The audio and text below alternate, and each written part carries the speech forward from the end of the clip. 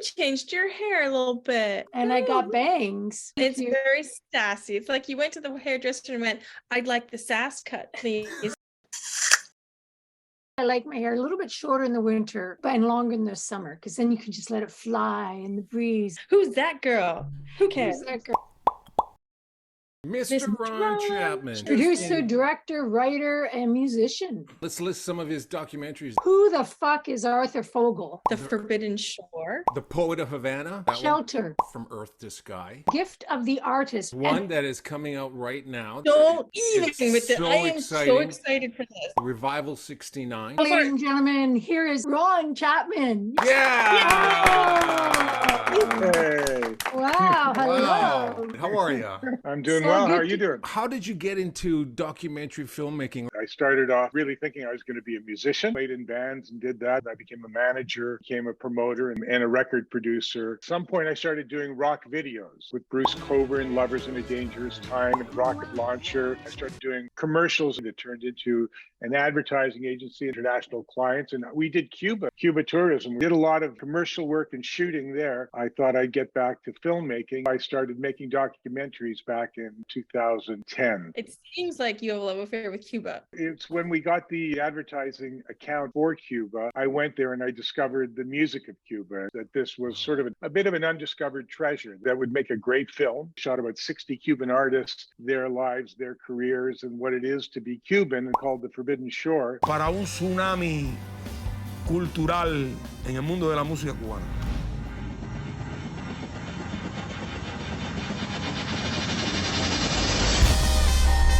I discovered another artist, Carlos Varela, and I ended up doing a separate piece on him. He's sort of considered the Bob Dylan of Cuba. That's the Poet of Havana. Carlos is definitely part of a group that he's grounded in that truth.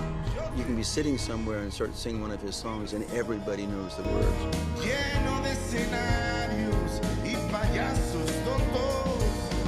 Your first one was Who the F is Arthur Vogel? He will fight and kill for his bands, his rosters, his friends. Arthur Vogel. Arthur Vogel. Arthur Vogel. Who is Arthur Vogel? Who's that guy? It's Arthur Vogel. Oh, hi, Arthur. We were coming back from Portugal on the plane and drinking some great wine, and we were talking about the film title. Finally, I said, I don't know. Who the fuck is Arthur Vogel anyway? And someone said, that's a great name. Why don't you call it Who the Fuck is Arthur Vogel? So I said, sure. That's so rock and roll. Yeah, who the fuck is it? And it's like, yeah, that's the title. That's right.